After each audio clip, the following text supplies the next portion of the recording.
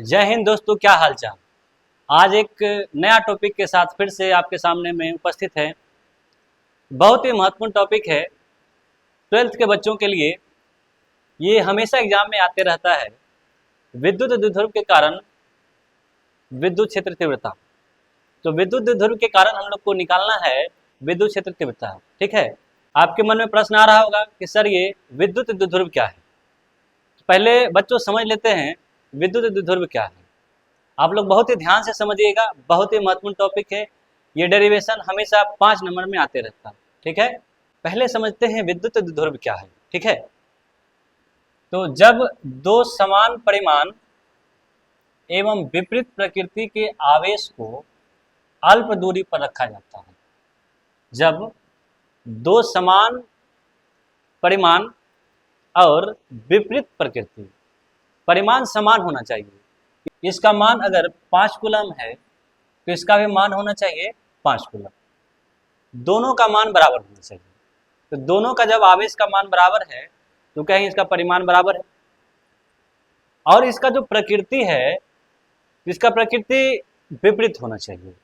तो विपरीत मतलब अगर ये माइनस है तो ये प्लस होना चाहिए। तो एक माइनस होना चाहिए और दूसरा प्लस होना चाहिए। तो दोनों का परिमाण सेम है 5 5, लेकिन इसका प्रकृति विपरीत है। ये -5 और ये +5। तो जब ये दोनों आवेश को अल्प दूरी पर रखते हैं, ये दूरी अल्प होना चाहिए और ये दोनों आवेश बिंदु आवेश होना चाहिए। ध्यान देंगे, ये दोनों आवेश बिंदु आवेश होना चाहिए और इसकी दूरी क्या होना चाहिए, अल्प होना चाहिए। तब ये दोनों मिलकर के विद्युत द्विध्रुव का निर्माण करते हैं। तो इस द्विध्रुव के कारण अक्षीय बिंदु पे और निरक्षीय बिंदु पे विद्युत क्षेत्र तीव्रता निकाला जाता है। तो हम इस वीडियो में अक्षीय बिंदु पर बात करने वाले हैं। किसी अगले वीडियो में निरक्षीय बिंदु पर बात करेंगे। ठीक, तो अक्षीय बिंदु कहते किसको हैं? तो अक्षीय बिंदु देखिए क्या है। तो इस लाइन के आप इधर चल जाएं या इस लाइन के आप इधर चल आए, तो इस लाइन के इधर उधर कहीं भी जाते हैं तब इसे हम अक्षीय कहते हैं। समझ में आ गया? तो चलिए शुरुआत करते हैं डेरिवेशन का। डेरिवेशन में हम लोग शुरू करने वाले हैं सबसे पहले अक्षीय बिंदु पर। ठीक है, अक्षीय बिंदु क्या है हम समझ चुके हैं। तो सबसे पहले एक द्विध्रुव बना लेते हैं। तो ये एक बिंदु आवेश है, ये एक दूसरा बिंदु आवेश है। इसका मान हम लोग ले लेते हैं -q और इसका मान ले लेते हैं +q। तो यहाँ पे दोनों का परिमाण समान है, ये +q और ये -q, और दोनों का प्रकृति विपरीत है, एक माइनस में है और एक ये प्लस में है।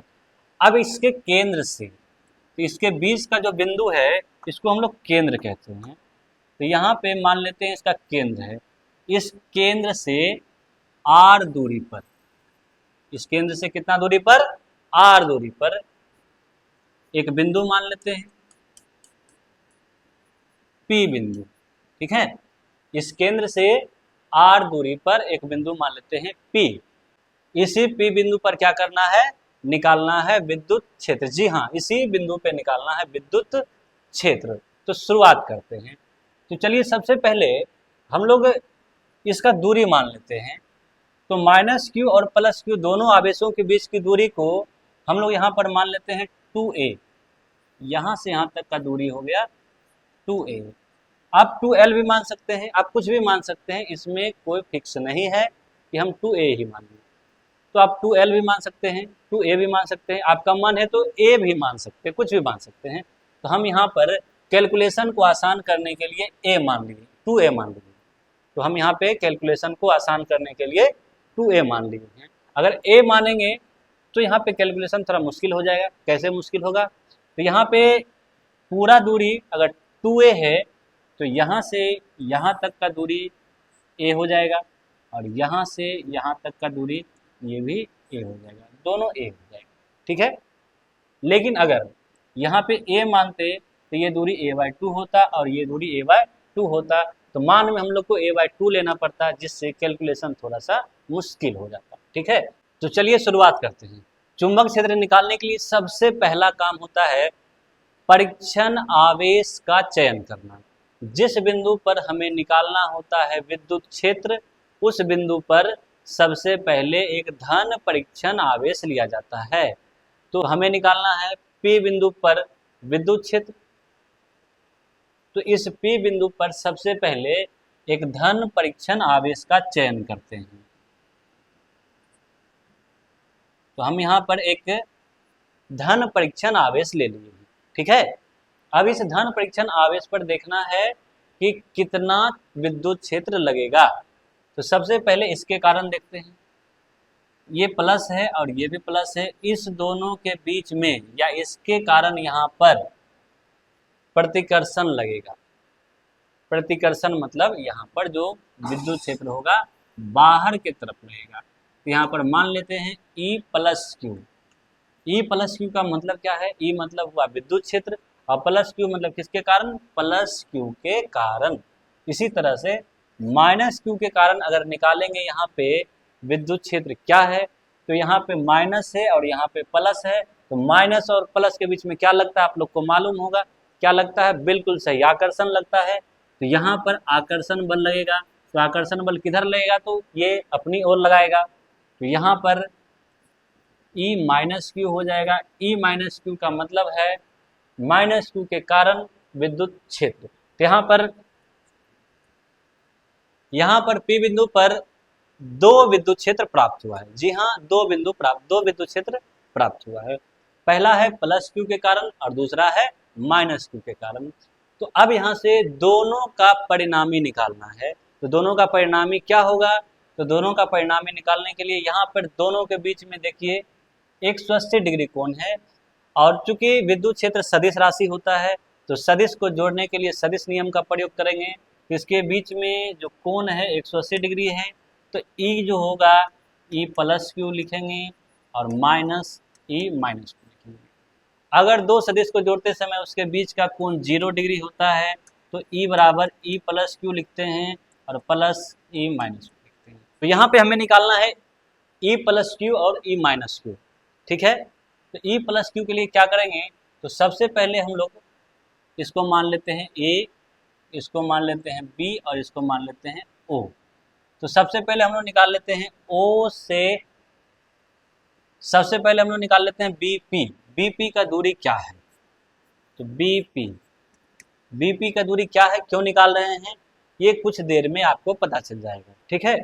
तो BP, तो B से P निकालने के लिए हम क्या करेंगे? OP लिखेंगे और OP में घटा देंगे OB, ठीक है। कैसे किए हैं? तो O से P लिखे हैं और O से P में घटा दिए हैं OB। तो O से P में जब OB को घटाएंगे तो क्या मिलेगा? BP। तो OP क्या है? तो O से लेकर P तक माना गया है R, माइनस OB क्या है? तो OB A है। तो BP आ गया R माइनस A। इसी तरह से अब निकालते हैं AP। तो AP क्या है? तो AP लिख सकते हैं AO प्लस OP। AO क्या है? तो A से O दूरी है A और प्लस OP क्या है? R। तो ये हो गया R माइनस A और ये हो गया R plus A, R minus A और R प्लस A।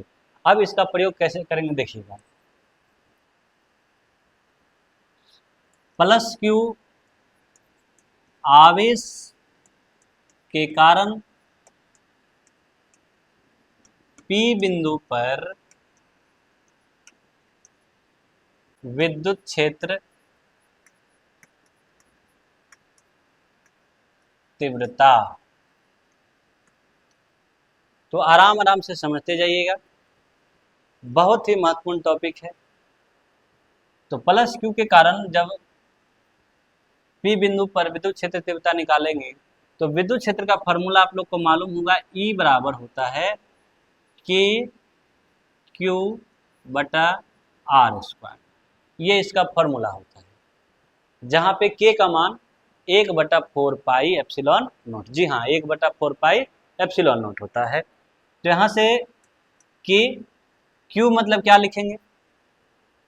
तो Q आवेश होता है जिसके कारण निकालना है विद्युत क्षेत्र। तो विद्युत क्षेत्र निकाल रहे हैं किसके कारण? प्लस क्यू के कारण। तो यहाँ पे क्या लिखना है, प्लस क्यू, ठीक है। बटा में आर का स्क्वायर लिखना है। ये आर क्या होता है, तो आर होता है जहां पे निकाल रहे हैं और जिसके कारण निकाल रहे हैं उसके बीच का दूरी। तो हम निकाल रहे हैं पी बिंदु पर, किसके कारण, प्लस क्यू के कारण, तो दूरी भी लेना पड़ेगा किसके बीच का, पी और प्लस क्यू के बीच का। तो पी और प्लस क्यू के बीच का दूरी को क्या कह सकते हैं, बी पी कह सकते हैं। और बी पी का मान हम लोग पहले निकाल चुके हैं आर माइनस ए। तो बी से पी का दूरी है आर माइनस ए, तो आर माइनस ए और इसका स्क्वायर है तो इसका कर देंगे स्क्वायर। तो ये निकल गया प्लस क्यू आवेश के कारण विद्युत क्षेत्र तीव्रता। तो यहाँ पे प्लस क्यू कर देते हैं। आशा है आप लोग को समझ में आया होगा। फिर से एक बार देख लीजिए, प्लस क्यू आवेश के कारण निकालना है पी बिंदु पर विद्युत क्षेत्र तीव्रता। तो विद्युत क्षेत्र तीव्रता का फॉर्मूला क्या होता है, के क्यू बटे आर स्क्वायर, के क्यू बटे आर स्क्वायर। के मतलब 1/4 पाई एप्सिलॉन नॉट। तो यहाँ पे के रहने दिए हैं, क्यू मतलब जिसके कारण निकालना है। तो किसके कारण निकालना है, प्लस क्यू के कारण निकालना है। तो यहाँ क्यू के जगह पर लिखे प्लस क्यू। और यहाँ आर का मतलब क्या है, तो आर का मतलब है जहां निकाल रहे हैं और जिसके कारण निकाल रहे हैं उसके बीच का दूरी। तो पी बिंदु पर निकाल रहे हैं प्लस क्यू के कारण, ये दूरी है बी से पी, और बी से पी निकाले हैं आर माइनस ए, तो आर माइनस ए का होल स्क्वायर। तो यहाँ पे यहाँ लिख देते हैं ई प्लस क्यू, ठीक। तो चलिए अब निकालते हैं माइनस क्यू आवेश के कारण पी बिंदु पर विद्युत क्षेत्र क्या होगा। माइनस क्यू आवेश के कारण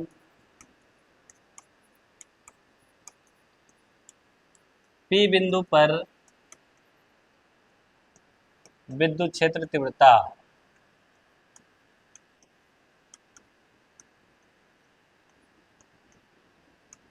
ठीक है।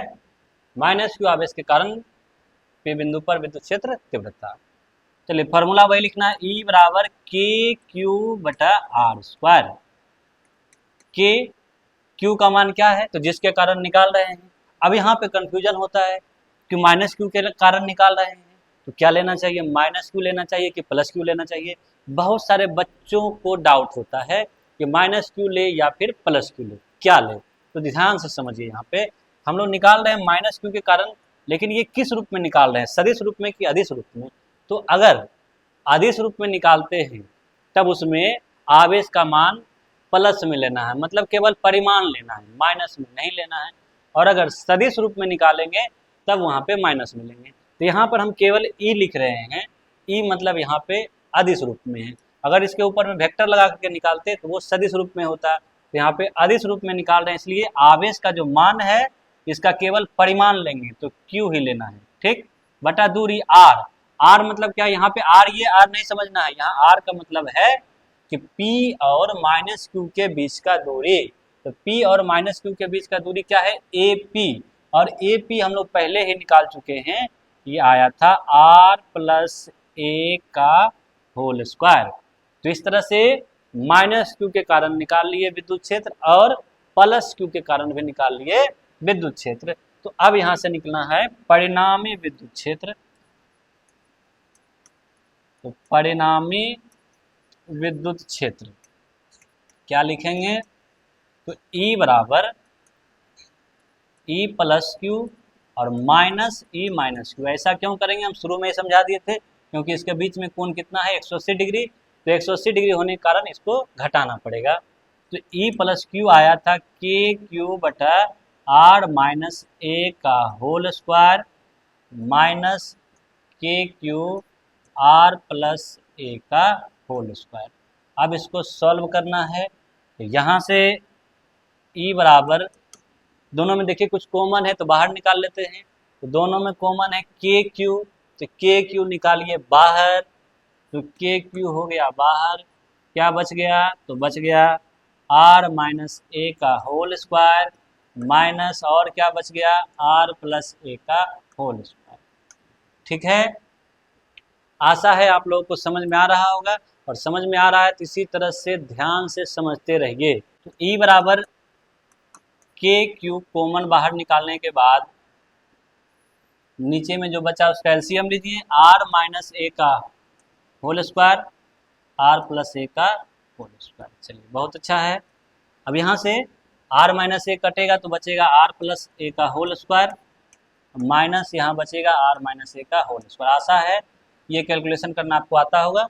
यहाँ आर माइनस ए कटेगा तो क्या बचेगा आर प्लस ए, और यहाँ आर प्लस ए कटेगा तो क्या बचेगा आर माइनस ए।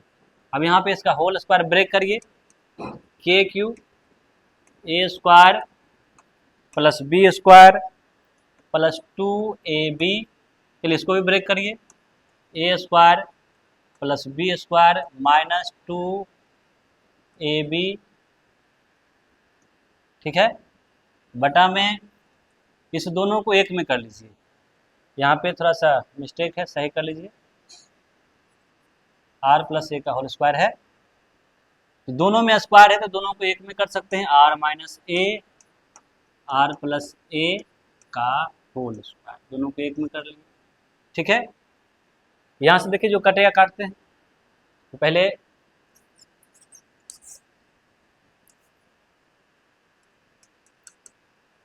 चलिए यहाँ से के क्यू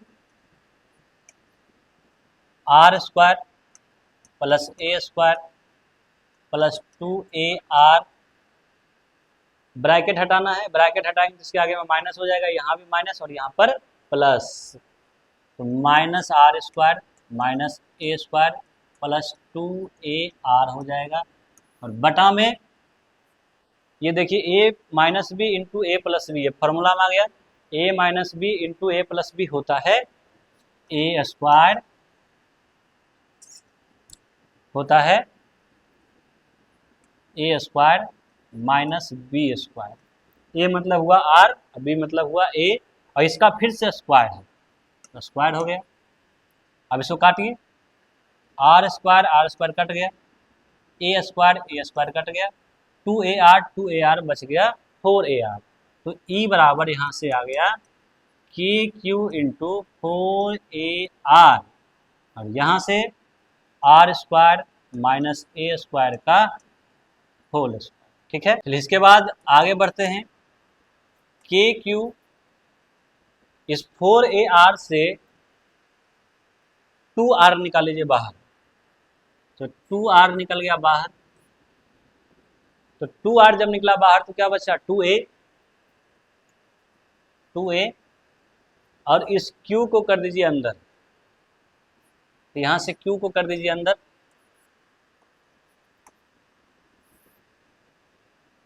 बटा में R square minus A square का होल स्क्वायर, ठीक है। अब ये 2a³ किसके बराबर होता है, तो आप लोग पढ़े होंगे 2a³ P के बराबर होता है, विद्युत द्विध्रुव आघूर्ण के बराबर होता है। तो यहाँ से E बराबर आ गया 2kr, इसका मान तो P रखेंगे, हो गया P बटा R square minus A square का होल स्क्वायर, ठीक है। अब